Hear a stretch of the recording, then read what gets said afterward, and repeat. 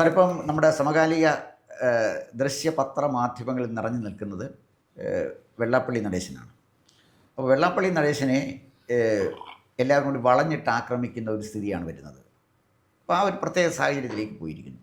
അതേസമയം വെള്ളാപ്പള്ളി കേരളത്തിലെ ഒരു ഹൈന്ദവ ഏകീകരണത്തിൻ്റെ വക്താവായി മാറുകയും ചെയ്തു. ശരിക്കും പറഞ്ഞാൽ അദ്ദേഹം SNDP യോഗ സെക്രട്ടറി ഭാഗത്ത് നിന്ന് കുറച്ചുകൂടി ഉയർന്ന് ഒരു ഹൈന്ദവ നേതാവായി എല്ലാവരെയും ചേർത്ത് പിടിക്കുന്ന ഒരു നേതാവായി മാറി. ഇനി അധികം താമസിക്കുക അദ്ദേഹത്തിൻ്റെ മുദ്രാവാക്യം ഉണ്ടല്ലോ, നായാടി മുതൽ നമ്പൂതിരി വരെ മാറി, നായാടി മുതൽ നസ്രാണി വരെ ഒന്നിച്ച് വെള്ളാപ്പള്ളി നയിക്കുന്നൊരു കാലഘട്ടത്തിലേക്ക് കാര്യങ്ങൾ നീങ്ങുന്ന തരത്തിലാണ് സമകാലിക ആ പൊളിറ്റിക്കൽ ട്രെൻഡ് കണ്ടിട്ട് എനിക്ക് മനസ്സിലാകുന്നത്. എന്തിനാണ് സാർ ഈ വെള്ളാപ്പള്ളി ഇവരെല്ലാം കൂടെ വളഞ്ഞിട്ട് ആക്രമിക്കുന്നതിൻ്റെ പിന്നിലെ പ്രത്യേകിച്ച് മാധ്യമങ്ങളുടെ കാര്യമാണ് സാറിൻ്റെ ചോദിക്കുന്നത്.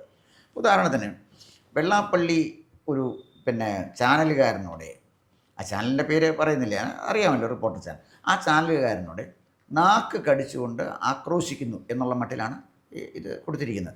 പല നേതാക്കന്മാരും ഇതിനെക്കാട്ടി മോശമായിട്ട് മാധ്യമങ്ങളോട് പെരുമാറിയിട്ടുണ്ട്. പക്ഷേ വെള്ളാപ്പള്ളിയുടെ ഈ ഒരു ചെറിയ പെരുമാറ്റം, ഒരു സെക്കൻഡ് നേരത്തെ അദ്ദേഹത്തിൻ്റെ ഒരു ബോഡി ലാംഗ്വേജ് അതെടുത്ത് വെച്ച് വളരെ മോശമായി വെള്ളാപ്പള്ളിക്കെതിരെ പ്രചരണം നടന്നു.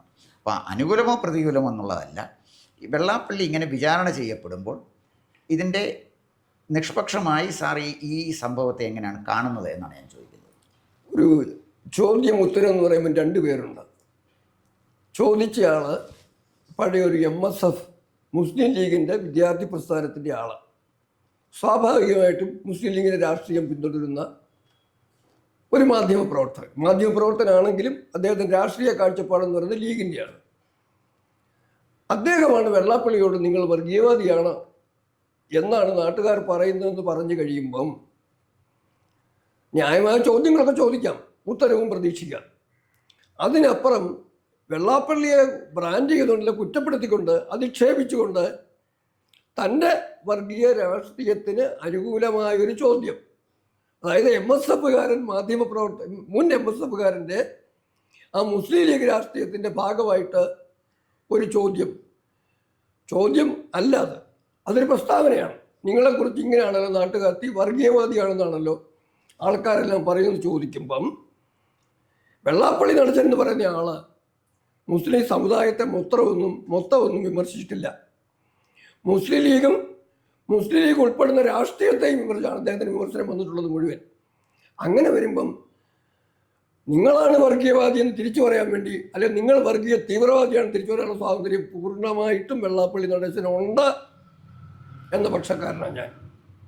അല്ലെങ്കിൽ മതമാണ് രാഷ്ട്രീയത്തിലെ പ്രധാനമെന്നും UDF ജയിച്ചു കഴിഞ്ഞാൽ അത് നോക്കുന്നത് മുസ്ലിം താല്പര്യമായിരിക്കുമെന്നും പറഞ്ഞു കഴിഞ്ഞ KM ഷാജിയോട് ഈ മാധ്യമപ്രവർത്തകൻ ചോദ്യം ചോദിച്ചിട്ടില്ലല്ലോ. ഒരു കാര്യം ഓർക്കണം, മാധ്യമപ്രവർത്തകൻ ചോദിക്കുന്ന ചോദ്യത്തിന് മറുപടി പറയുന്ന ആളുകളും കേരളത്തിലുണ്ട് എന്ന് മറക്കണ്ട. പിണറായി വിജയൻ കടക്ക് പുറത്തെന്ന് പറഞ്ഞപ്പം കേട്ടിട്ട് മിണ്ടാതെ പോയ കൂട്ടർക്ക് വെള്ളാപ്പള്ളി നടേശൻ ഇങ്ങനെയൊന്ന് പറഞ്ഞു കഴിഞ്ഞുകൊണ്ട് അത്ര അസഹിഷ്ണുത തോന്നേണ്ട കാര്യവുമില്ല. അത് വെള്ളാപ്പള്ളി നടേശനാണെങ്കിലും അവർക്ക് ഇഷ്ടപ്പെടാത്ത ഏത് വ്യക്തിയാണെങ്കിലും, രാഷ്ട്രീയമായി ഇഷ്ടപ്പെടാത്ത ഏത് വ്യക്തിയാണെങ്കിലും, സുരേഷ് ഗോപിയാണെങ്കിലും V മുരളീധരനാണെങ്കിലും K സുരേന്ദ്രനാണെങ്കിലും, അങ്ങനെ പറഞ്ഞ നിരവധി പേരുകളുണ്ട്. അവരോടൊക്കെ സമ്മതിക്കുമ്പോൾ മര്യാദയില്ലാത്ത ഭാഷ സ്വീകരിക്കുന്ന മാധ്യമ പ്രവർത്തകന് ചിലപ്പോഴെങ്കിലുമൊക്കെ കിട്ടുന്ന ചുട്ട മറുപടിയെ കേട്ടിട്ട് അവർ സ്വയം തിരുത്താൻ തയ്യാറാകാൻ വേണ്ടത്. അല്ലാതെ വെള്ളാപ്പള്ളിയുടെ മേളിൽ കുതിര കയറേണ്ട കാര്യമില്ലെന്നാണ് ഈ കാര്യത്തിൽ എൻ്റെ അഭിപ്രായം. അതിപ്പോൾ വെള്ളാപ്പള്ളി സ്വീകരിച്ചിരിക്കുന്ന ഒരു രാഷ്ട്രീയ നിലപാടുണ്ട്. അത് രാഷ്ട്രീയ നിലപാടെന്ന് പറഞ്ഞാൽ ഇപ്പോഴത്തെ സാമൂഹ്യ യാഥാർത്ഥ്യത്തിൻ്റെ അടിസ്ഥാനത്തിൽ നിന്ന് അദ്ദേഹം സ്വീകരിച്ചിട്ട് നിലപാടാണ്. അത് നമുക്ക് വിയോജിക്കാം. അത് രണ്ടാമത്തെ കാര്യം. ഈ രാഷ്ട്രീയ നിലപാട്, അതായത് വെള്ളാപ്പള്ളി സ്വീകരിച്ചിരിക്കുന്ന ഈ രാഷ്ട്രീയ നിലപാട്, അത് 2024 തെരഞ്ഞെടുപ്പിനെ എങ്ങനെ സ്വാധീനിക്കും എന്നാണ് അങ്ങ് കരുതുന്നത്? തെരഞ്ഞെടുപ്പിനെ സ്വാധീനിക്കുന്നതിനപ്പുറമായിട്ട് സമയപരിധിക്കുള്ളിൽ പറഞ്ഞു തീർക്കാൻ പറ്റുമെന്ന് സംശയമുള്ളതുകൊണ്ട് ഞാനൊരു അടിസ്ഥാന വിഷയത്തിലേക്കൊന്ന് കടക്കാൻ അങ്ങയുടെ അനുഭവത്തോടു കൂടി തയ്യാറാവുകയാണ്. അങ്ങ് ആദ്യം സൂചിപ്പിച്ചല്ലോ, നമ്പൂതിരി മുതൽ നായാടി വരെയുള്ള, അല്ലെങ്കിൽ നായാടി മുതൽ നമ്പൂതിരി വരെയുള്ള ഹൈന്ദവ ഐക്യത്തെക്കുറിച്ച് ചിന്തയിൽ നിന്ന് മാറി നായാടി മുതൽ നസ്രാണി വരെ ഒന്നാക്കുന്നതിനുള്ള നീക്കത്തിലേക്ക് വെള്ളാപ്പള്ളി നീങ്ങിയേക്കുന്ന സംശയം, ഒരു സാധ്യത അങ്ങ് പറഞ്ഞല്ലോ. അവിടെ നിന്ന് വേണം ചർച്ച തുടങ്ങാൻ. 26 ഇലക്ഷനെ ബാധിക്കുന്നതിനപ്പുറമായിട്ട് 2026 ഇലക്ഷന് മുമ്പ് തന്നെ വേറൊരു അജണ്ട വന്നിട്ടുണ്ട്. ആ അജണ്ടയാണ് KM ഷാജി ഉയർത്തിയ രാഷ്ട്രീയ അജണ്ട. മതമല്ല മതമല്ല മതമല്ല എന്നെല്ലാവരും പറയുമ്പോൾ ഞാൻ പറയുന്നു മതമാണ് മതമാണ് മതമാണ് പ്രധാനമെന്നും. UDF വന്നു കഴിഞ്ഞാൽ മുസ്ലിം താല്പര്യമായിരിക്കും സംരക്ഷിക്കപ്പെടുമെന്നും KM ഷാജി വിളിച്ചു പറഞ്ഞപ്പം അതിനോടാണ് യഥാർത്ഥത്തിൽ വെള്ളാപ്പള്ളിയുടെ പ്രതികരണം വന്നത്. 1. 2, അവിടെ നമ്മൾ മനസ്സിലാക്കേണ്ട വേറൊരു കാര്യം കൂടിയുണ്ട്.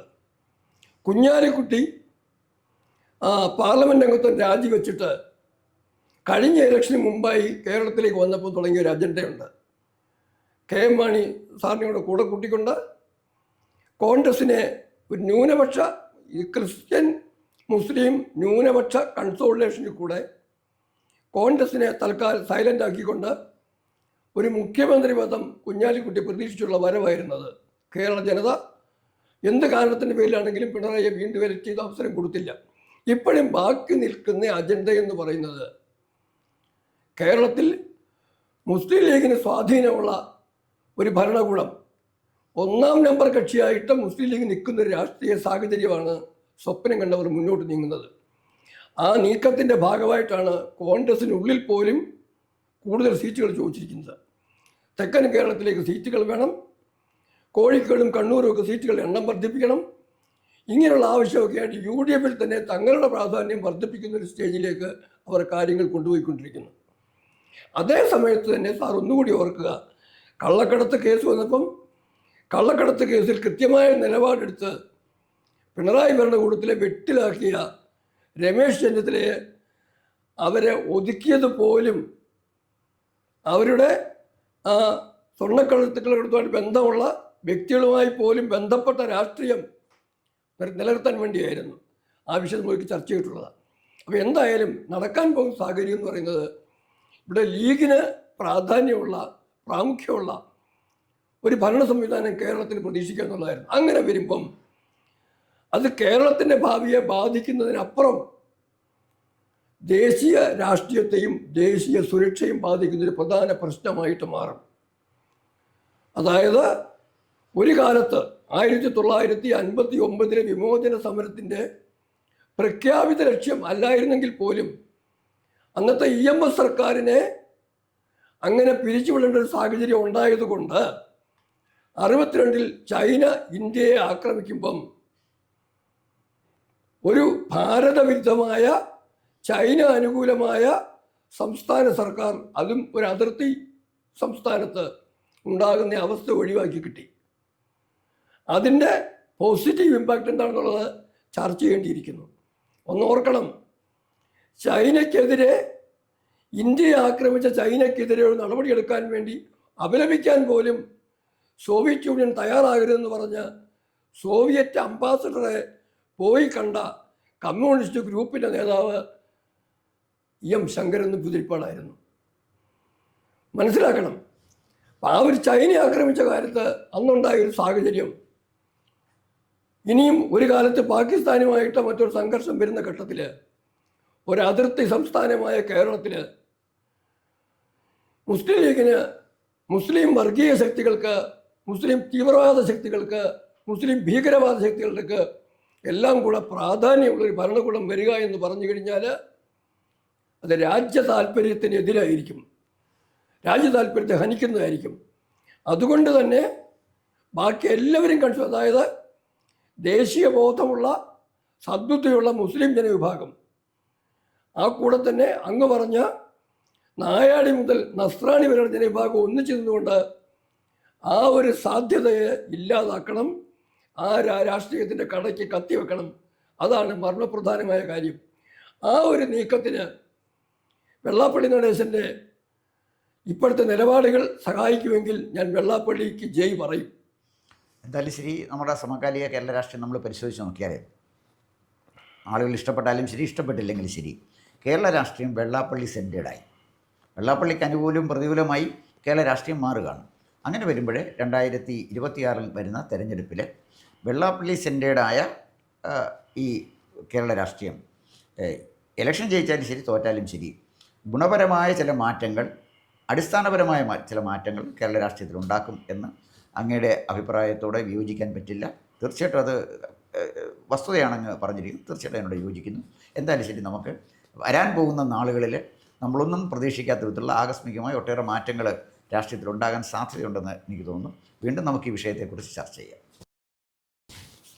കൂടുതൽ വാർത്തകളും വിശേഷങ്ങളും നേരിട്ട് ലഭിക്കാൻ ജനങ്ങളിൽ നിന്ന് ജനങ്ങളിലേക്ക് ജനഭൂമി ന്യൂസ് സബ്സ്ക്രൈബ് ചെയ്യൂ.